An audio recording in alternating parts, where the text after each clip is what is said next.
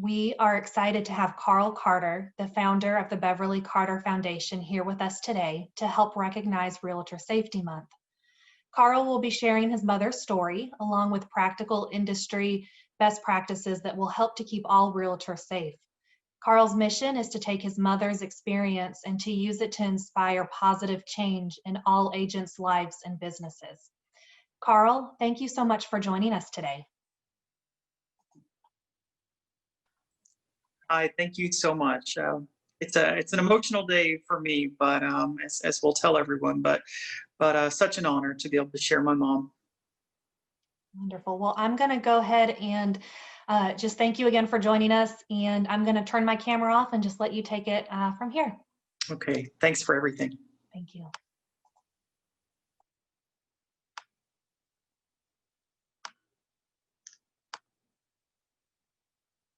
And hello, everyone. My name is Carl Carter, and I am a realtor here in the Little Rock, Arkansas area. And that beautiful lady that you see on the screen there is my precious mom. And today is a tough day for our family. Today is the anniversary of my mother's death. 6 years ago today, my precious mom was found buried in a shallow grave. She was an amazing woman, an amazing realtor that was taken by some very bad people. And as emotional as it is for me to tell a story and relive it, it is, I believe in the power of her story. And I think that we honor her by learning from what happened to her so that we can keep it from happening again. Mom's story is very teachable. And as Rachel was saying, it is certainly my intention that we hope to inspire change. Please, it would do my mother no good. We would not honor her legacy at all if any of us were to walk away from this session with spirit of fear or paranoia, but rather just a dedication and hopefully a little bit of empowerment to make maybe some changes if you see that you need to make some in your personal business to help keep you safe.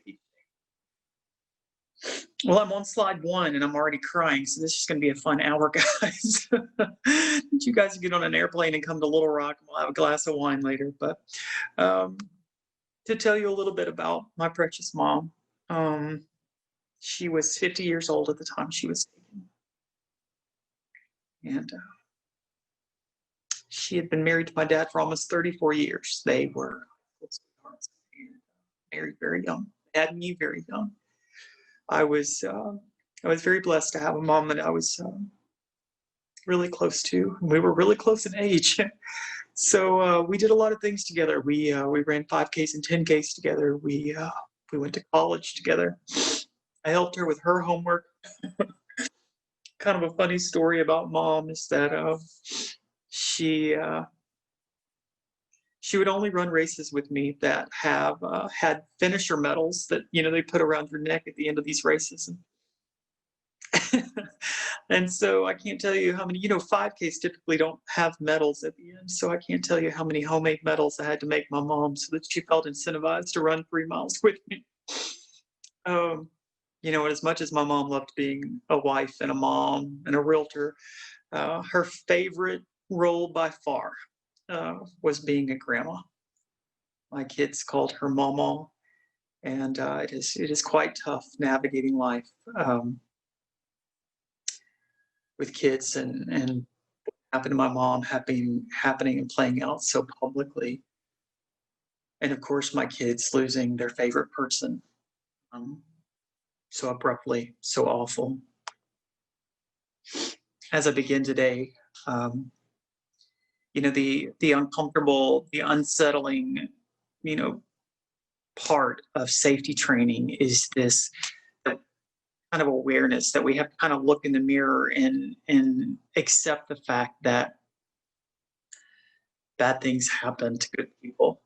And a bad thing could happen to us as individuals, and that stings, and that is uncomfortable. And I will tell you, I have lived this now 6 years as of today, and I still cannot believe this happened to my mom. I think one reason why my mom's story resonates with so many people is because my mom was targeted for reasons that apply to every single one of us on this session today. My mom was targeted, and this is after being questioned multiple times. Why Beverly? Why my mom? Why did you do this? How did you pick her? Why? Always came down to two different points, and you see them listed here: that my mom was rich and that she worked alone. And I want to talk to you about that first piece. I want to unpack that a little bit.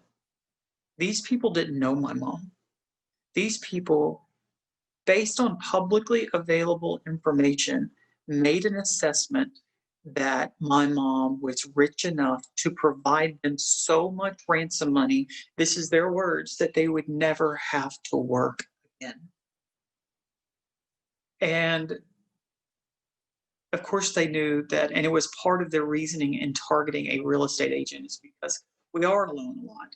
And so they knew that they could kidnap her with the intention of holding her for ransom a lot easier than they could another profession. Maybe you've had your friends or family or, other people kind of, joke with you a little bit that it must be nice to be in real estate and making all this vast amounts of money, right? There's just this perception out there that regardless of how many transactions we close a year, but just because we have that realtor title, that we are so wildly rich. And while I certainly hope that is the case for you, that hasn't been my experience yet. But what we're battling here is that perception, public perception that so many people have about us. And these people certainly did with my mom. Evidence was found on their laptop when the detectives got a search warrant and obtained it, that they had done a number of searches to try to verify that their assessment of my mom's wealth was accurate. And so they had done some Google searching on my mom. They had navigated to my mom's Facebook profile, which was 100% public, as most of ours are, because we want, we like to be accessible, to the communities that we serve. And, last thing, I think most eerily for me personally, is that they knew to go, and they did, to online county property records, and they searched for my mom's name. And they did that to find out where she lived and the property value of the home that my mom lived in. And based upon those things, they decided that this vast amount of wealth. I know that it's on the off chance that it's helpful and it makes this story more impactful. I want to mention my parents' personal financial situation. Regardless if she had $1 trillion in the bank or not, it doesn't matter. But just real talk, my parents weren't rich. And my mom, while she had great success at times in the business, she was in a bit of a lull. She had taken a little bit of time off, and she was getting back in the business and ramping back up. And so every bit of their assessment of her, of this publicly available information, was really inaccurate. And I only tell you that just to make the point that it doesn't matter how many transactions we've closed when you're battling the perceptions of people that don't know you at all.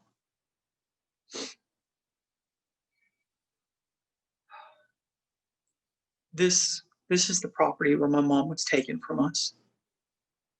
This was the showing. And if you didn't know the context of this story, this slide could just as easily be in the middle of any real estate presentation ever. You see this exterior shot of a nice home and appointment time, street address, property description, and I did that intentionally because this just looks like business as usual, right? Just another house, just another showing. And my mom had been in the business for so long. She had been in the business for at least a dozen years, and she had, made it to the, earned the broker level, and she even taught pre-licensure courses. She was a self-proclaimed kind of scaredy cat, and she took safety, she took it seriously.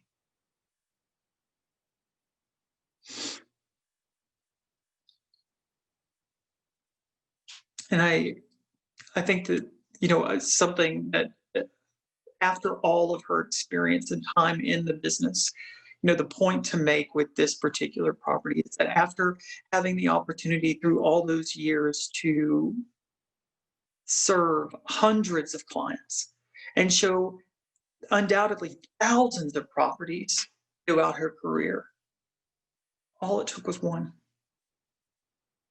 couple in one house, and I lost my mom. And if I may just step back and tell you about the circumstances and how it was presented to my mom that led to the events that led to this appointment. And I tell you this because I wanted for us to learn about the ways that she was deceived, and then also to peel back layers so that we can recognize how we can learn from this.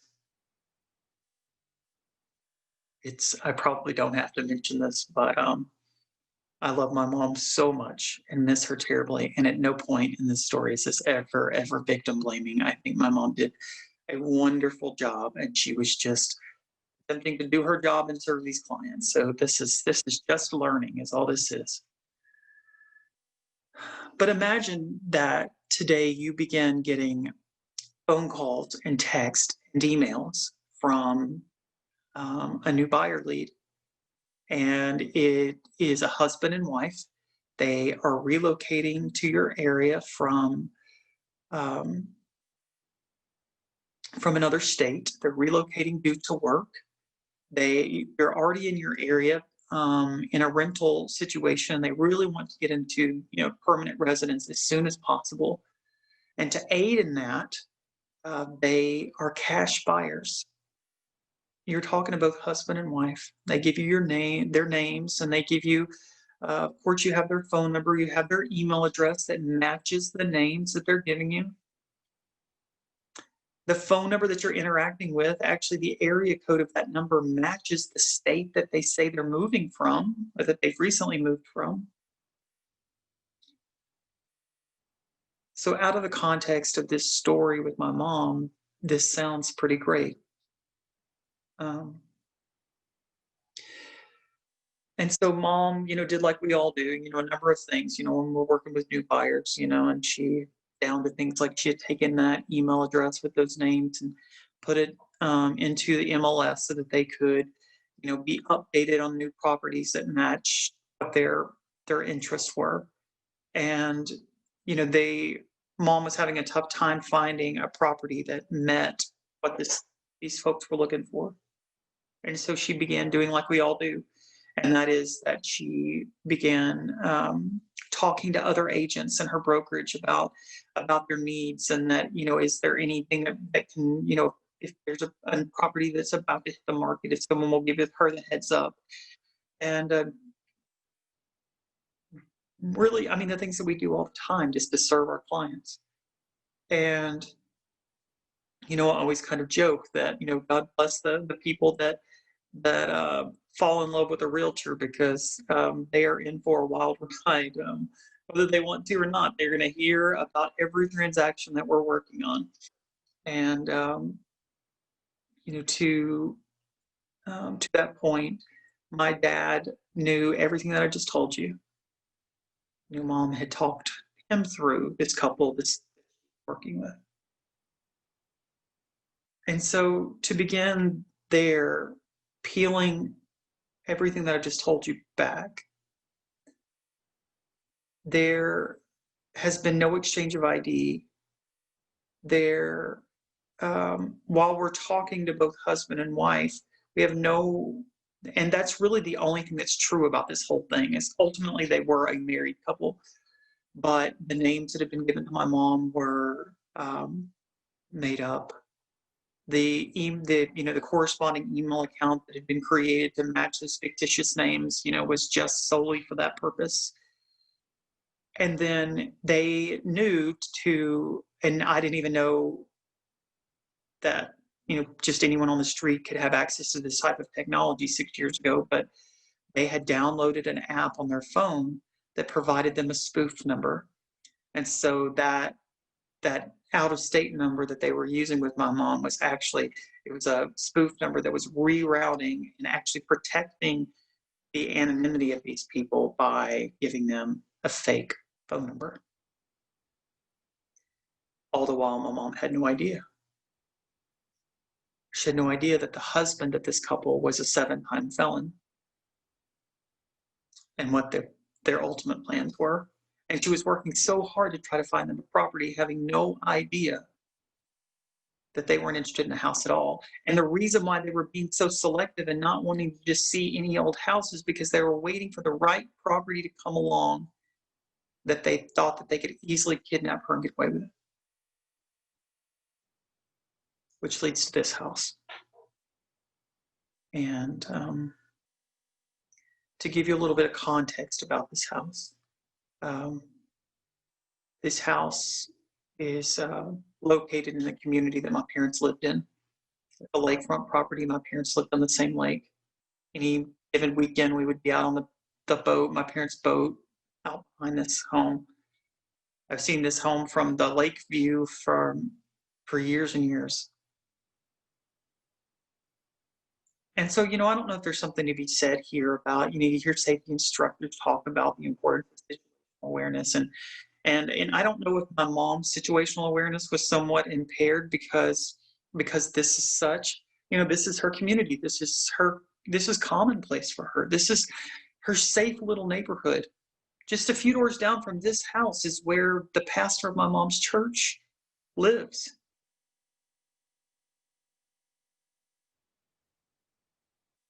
So who knows if that was a contributing factor. But there's something else about this house. This house has actually always been with a really kind of an unfortunate circumstance. This house no longer looks like the house that you see here in the picture. At the time that Mom was asked to show it, this house had been vacant for years and years. There have been issues of squatters that have gotten in there, and vandalism that has occurred, and issues of people through the years have gotten in there and just stolen things of value from appliances down to light fixtures and faucets, and all the way down to some of the copper wiring. Just a mess. And as this property just sat here and continued to kind of go into get it worse and worse, and the yard's overgrown, and my mom knew these things about this property as well. So we know that it's our safe community, but we also know that this property is not that great. And so then imagine, knowing those things, that you get a call from the husband of this couple to see this house. There's an interest in this house. And so we only know how this conversation went from the story, the vantage point of the husband. He told investigators during the interrogation of what that was, how the conversation went. He said when he called my mom to ask if she would show this house, that she expressed hesitancy and apologized, stating that she could not show this property alone in a rural area because of her employer. Her brokerage says she couldn't do that. Which is interesting, right? Because there was a policy like that. So something was happening in that phone call where, who knows if it was maybe my mom's instinct that was kicking in, something sounded kind of off with this guy, or And or maybe, you know, it's all speculation, but maybe mom knew that this was going to be a waste of time, and she was at a loss for words. So let's just say, sorry, brokerage won't let me do it. And so while I like that my mom did that, and I think that it's smart that she really smart, and we can learn from that. That, you know, because it's so easy for us to say what we would do, how we would respond, and we find ourselves in this confrontation, and sometimes that outcome can be a lot different. But to take it a step further, though, then if you're going to say that, then how do you overcome an objection to it? And so what my mom was faced with was that husband then handed the phone to his wife. And the wife told my mom that she would be meeting both my mom and the husband there at this property, and asked my mom if her brokerage, if her company would be okay if it was the three of them meeting for this showing. And, you know, this part of the story, you know, if we were all able to be together today, and I wish that we all could be in the same room together, but this is really where, you know, you see a physical reaction from people in the audience, because so many people have told me through the years that because of the wife's involvement, they would have gone ahead and made the appointment as well. And I don't say that to validate my mom's actions in any way, but I say that to talk about, to ask all of us, to encourage all of us to challenge any biases that we may be bringing, that certain scenarios just seem safer than maybe they are. So said a different way, bad guys don't have a definable profile. They can be either gender. There are details in the story that I won't go into today, just because there's not a safety message in them, but that this wife was just as vile, if not worse, than the husband. And so my personal preconceived notions that if a female was involved in you know, that, you know, there was very minimal risk for victimization, I was wrong. And I learned through my mom's scenario just how wrong I was.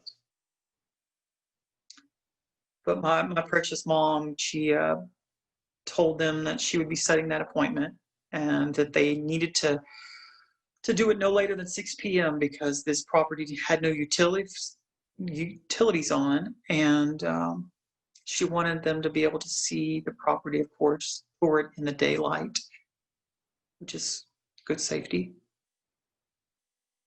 And so the day that she had set this appointment for was Thursday, September 25th. And that day in and of itself, you know, was a lot. You know, this time of year is just, we're blessed with such amazing weather. It's just, you know, the early signs of fall, and you start to get cooler temperatures. And so that day, I just remember just so vividly it being a gorgeous sunny day. And my mom had, you know, this was, you know, I say that it was a typical real estate day, kind of, which pre-COVID, you know, she was able to work all day in her brokerage office. She went to an affiliate luncheon, and a really fun themed event, and she had won $50 in a raffle there, and she was excited about that. And that afternoon, she called my dad just to check in and tell him what her itinerary was for the rest of the day. And that's like my mom doing that. It's one of the most powerful pieces of safety that she did. And she did consistently, with letting my dad know where she would be growing properties. It wasn't enough to save her, but I'm so glad that night when my mom went missing, you know, when she didn't come home, he knew where to go. And so she told my dad in that conversation that she would be showing this property. And because it was within their community, my dad knew exactly which house she was talking And she told him that she had won $50 in a raffle at lunch. And so she would, after showing this property, she would pick up food, dinner to go from their favorite local place, and she would see him at home. And it was sweet, and it was just so typical of my mom and so typical of real estate, right? Just we're showing properties late, and we pick up food to go and race home, and it's a Thursday like any other Thursday. So my mom got to this property early, and we know that she somewhat at least assessed it at some level. We know that she opened the property up prior to the arrival of the buyer. And 6 o'clock comes, and a black car pulls in next to my mom. And a young Caucasian male with short, dark hair got out of the vehicle and approached my mom. And we don't know if it was if that in person with the husband, conversation with the husband right there happened first, or if it was a text from the wife that occurred first. But right at the same time, mom gets the exact same message, one via text and the other in person from the husband. And both stories aligned, saying that they were very sorry because the wife got caught up at work and was going to be unable to be on the showing that day. But they had a request of my mom. Because this property was so poorly represented online, would my mom be so kind as to go ahead with the tour and take photographs with her cell phone, texting them to the wife, and being available to answer any questions that the wife may have. And so in essence, it would be as though the wife was there on the showing, at least digitally. And so, it's at this part of the story that I wish so badly that I could make things different, or be there to help my mom or make a different decision. Or it's at this part of the story that I can only assume, but I feel like probably my mom's instincts were probably going off like crazy. If nothing else, she's being put in a position to change the plan. And my mom chose to show this property. And at the end of the trial, we got back my mom's cell phone, and it had been found in the home of these bad people. And it was really hard to scroll through her camera roll and to find that the last 10 photos on my mom's camera roll were of the interior of this house. And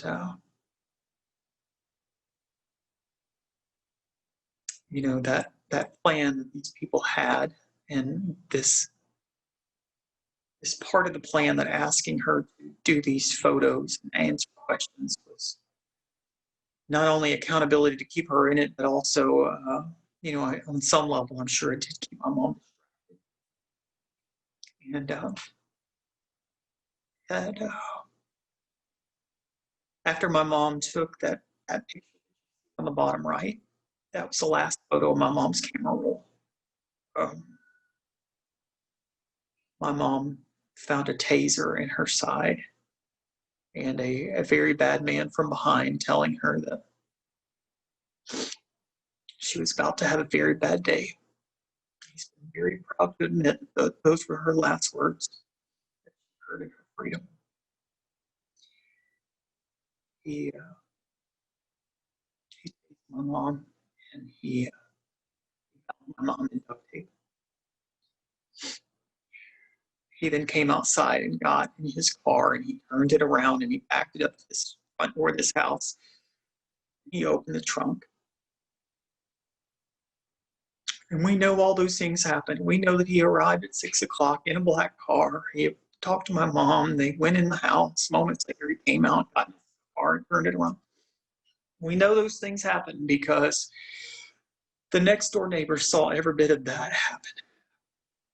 And, my purpose for telling you now is that I think that there's a broader safety message that you can share with your families. More than ever, we should have a pulse, a baseline of what regular activity is within our neighborhoods, because we're stuck home so much because of COVID. And therefore, we should recognize if anything looks suspicious or out of place, more than we've ever been able to. And I don't know if it would have made a difference in the outcome of my mom's scenario, but that next door neighbor that witnessed every bit of that happening, it wasn't reported to the authorities until much later that night, when detectives were door knocking and asking the neighbors if they had seen anything suspicious. Probably 5 or 6 hours after the appointment is when these questions are being asked, and this comes to light. So it does raise the point, and it emphasizes the importance of reporting suspicious activity in the moment.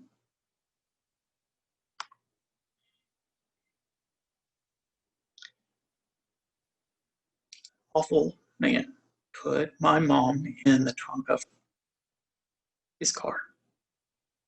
And as if it wasn't bad enough that he was doing that, he pulled out his cell phone and he took a picture of my mom in the trunk of that car. He texted to his wife. We can only assume that he did that just to show his wife that their master plan was in play, that they were about to be so rich. And to tell you a little bit about that plan,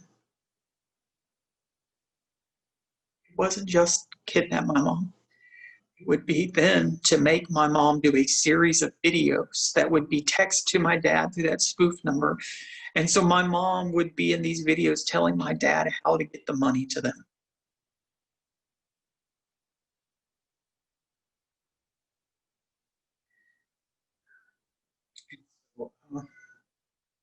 The plan was that my mom would tell my dad to push all of this wealth to accounts that were accessible via credit cards in my mom's purse. My mom had a personal process. You can call it a safety process or practicality process, who knows? But I do know that it was partly for safety and security reasons that my mom never showed property with a purse on her shoulder. She always left it locked in the car. And that day was no different.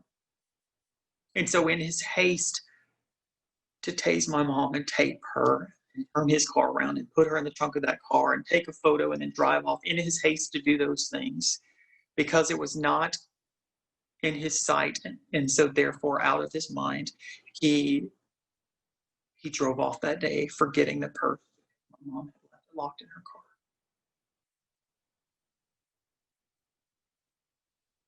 He then took my mom and made her, he didn't realize that the purse, they didn't have it. And so he made my mom do the first video that would be, plan was to send it to my dad.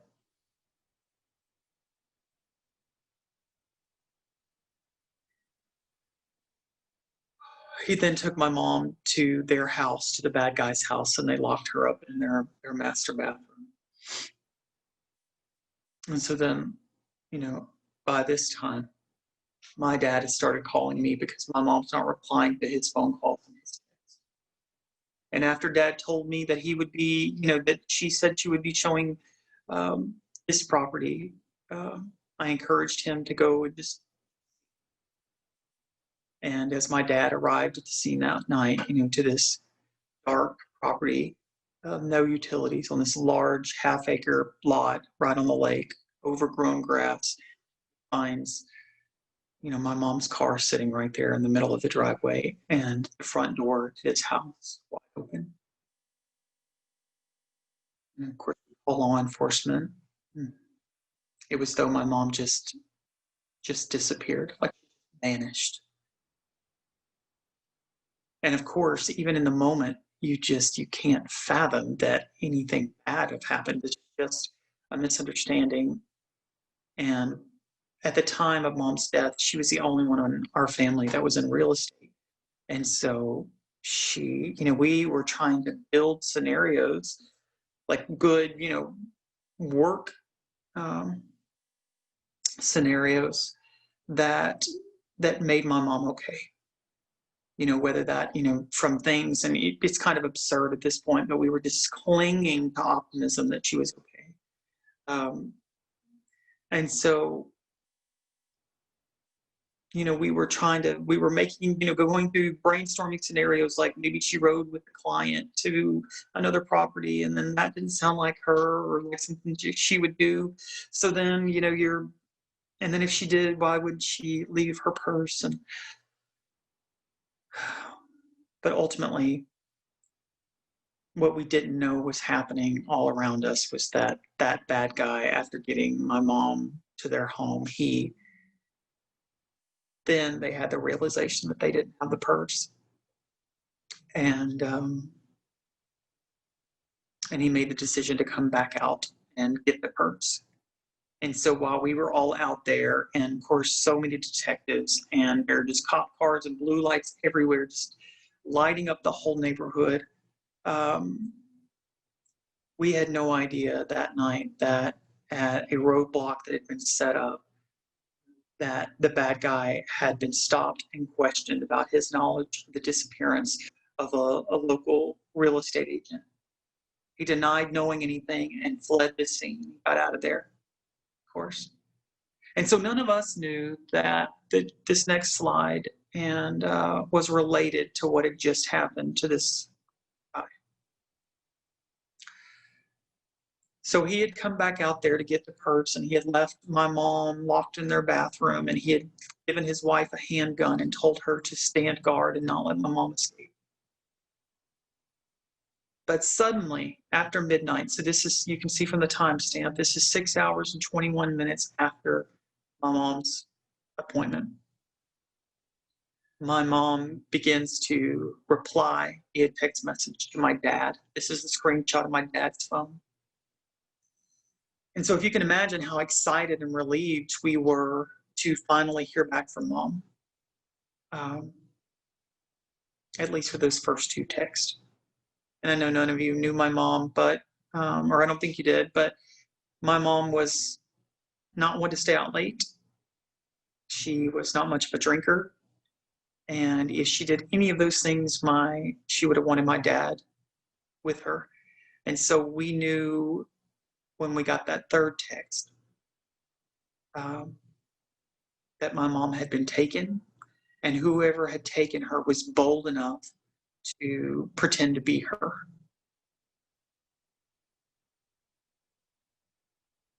All the while not realizing that, just moments before, that guy had returned to the scene of the crime to get the purse. And upon seeing all of the flurry of law enforcement activity, decided to turn my mom's phone on and pretend to be her in effort to throw everything off. But really what he did whenever he did that, instead of throwing everything off, he actually confirmed the words. He confirmed in that moment that she had been taken. And as if, it as ridiculous as it sounds, the blue lights, the being stopped by the cop and questioned, was kind of a moment of clarity for these bad people. And so he got home, he went to his home, and he and his wife began to have this complete meltdown, because suddenly there was this moment of clarity, this realization that their plan's awful, it was falling apart. They couldn't believe that people knew where to go look when the realtor didn't go home that night. And then a fear of, in the husband's case, of going back to prison.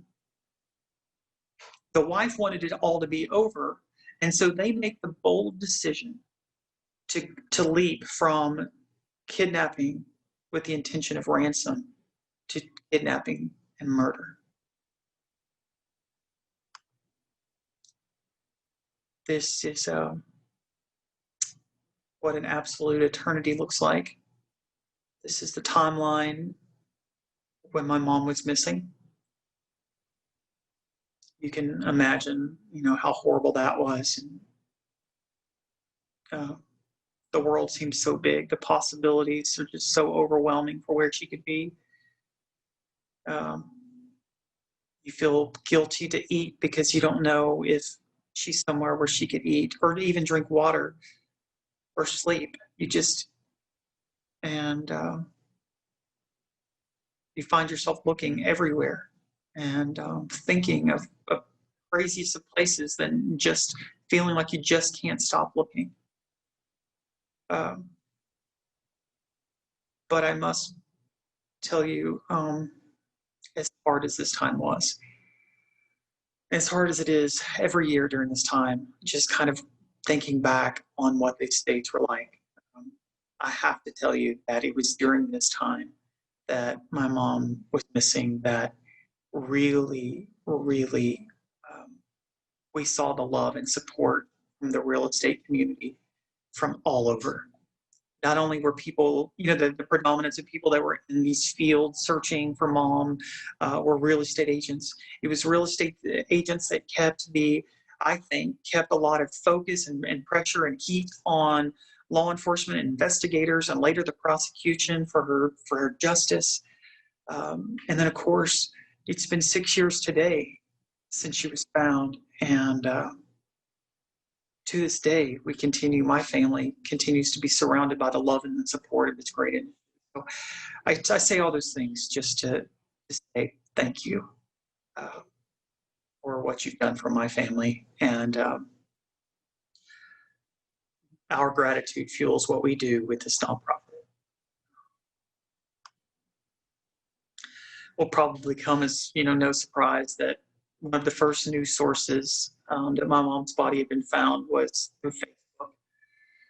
And so it was at 4 a.m. on going into September 30th that real estate agents had seen that on Facebook in the middle of the night and showed up on my doorstep so that I wouldn't have to find out on Facebook that my mom had been found. This photo is from my mom's 50th birthday party. 50, of course, when she was taken from us. It's my dad on the left, my brother on the right. That ransom video that my mom was made to do, it was never delivered to my dad, but it was played during the interrogation process when the bad guy was trying to bargain for different things.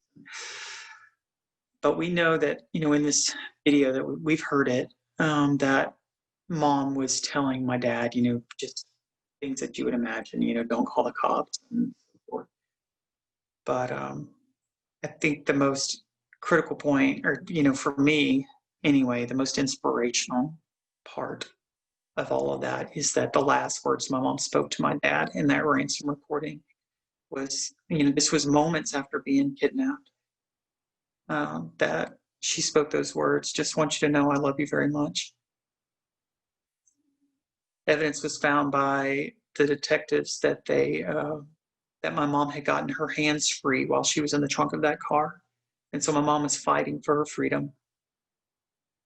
And we also know that from the wife, that as she stood guarding that bathroom door with a firearm, that although she says she never engaged with my mom in conversation, but she said that she had to sit there and listen to the sound of my mom's prayers.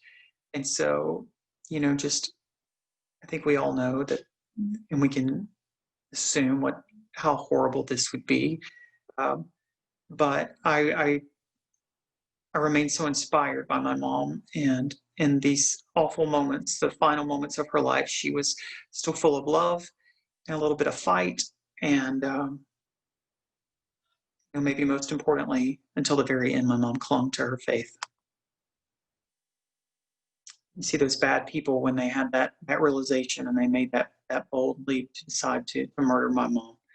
They brought, they took everything of value that my mom had on her, and then they brought her here, and they ended my poor mom's life.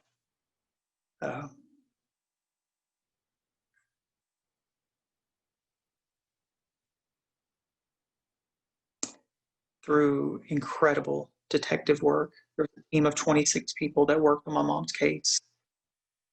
My mom was found here in a shallow grave. She's been buried by these awful people. And later, through an incredible prosecution team, we got, and I know we all have varied opinions on what justice looks like in this situation, but at least these people are now in prison, and they cannot cause physical harm to another person. For that, I'm grateful. I'm grateful that my mom was found. My heart hurts for people that, a family of missing people. We've hit on so many of these things, as I was telling Mom's story about, our takeaways, our learnings, that bad guys meet no definable profile, and that it's important to do that pre-showing buyer consultation in a public place, and the importance of getting ID, keeping it secure, sharing it with a trusted colleague, using the internet to research new clients. Share your itinerary and location, and I hope that you will maximize your technology to share your calendar, to keep your calendars updated, share your GPS location on your smartphone with people, and turn those features on to where it's always enabled. I hope you'll think of my mom as she stood outside that house, and trust your instincts more than you ever have. Of course, as we also know from my mom's story, the importance of keeping clients in front of you so that nothing can happen by surprise. And then lastly, thinking about that neighbor, I hope you will feel more empowered and not like you're being the nosy neighbor if you are reporting any, suspicious activity.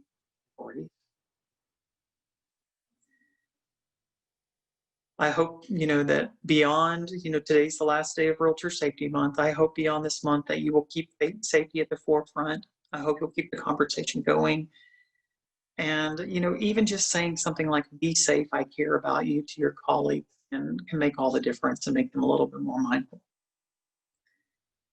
On our website, beverlycarterfoundation.org, I won't read these to you because they're, many of these inherent risks associated with our industry are evidenced in my mom's story. But we have this pledge, we have a lot of other resources that are yours for the taking, to help you take and keep safety top of mind within your brokerages. In the aftermath of losing Mom and telling her story, I've met many agents that have been victimized. From, their victimization ranges from, from assault and theft. I've met agents that have been, harassed and raped. And so it really was in the fall of 2016 that that I met an agent that had been raped, and which is, enough's enough. After all these stories, it put a fire in my belly to start this nonprofit.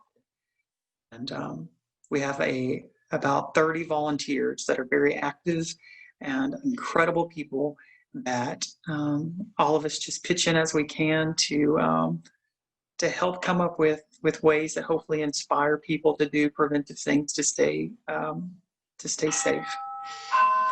Sorry, I'm confused about doing this at home.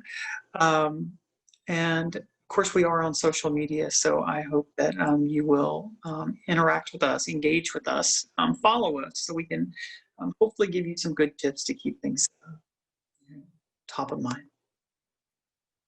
Today's the last day, but all this month long, I hope that you've been able to take advantage of there are 3 safety courses on the CE shop that have been all month free. And so great resources there. And of course, our association at the national level does a fantastic job with the library as well. Last thought that I will leave you with is that this photo of my kids, this was 1 week to the day prior to my mom being taken from us. And, how could we, have known, of course, that 1 week later we would lose my mom. We had been out on a run through the neighborhood, and we stopped by their Mama's for sale sign and at a listing, and put this on her Facebook wall. And of course, she loved it. But if I may, I would just like, this sweet photo of my kids, just to leave you with a final thought, related to your safety. If that for sale sign can be representative of you, your commitment to your career and excellence in real estate, I'm so hopeful that my mom's story and, the emotional way that I've stumbled through it today, and I apologize for that, but I hope that my words have in some way at least made you more mindful of the people on the periphery of your career, as you see my kids here around this time, that people that so desperately need you to come home safely every day.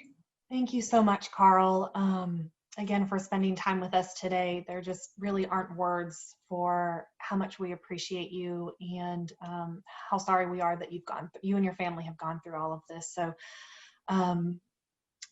thank you.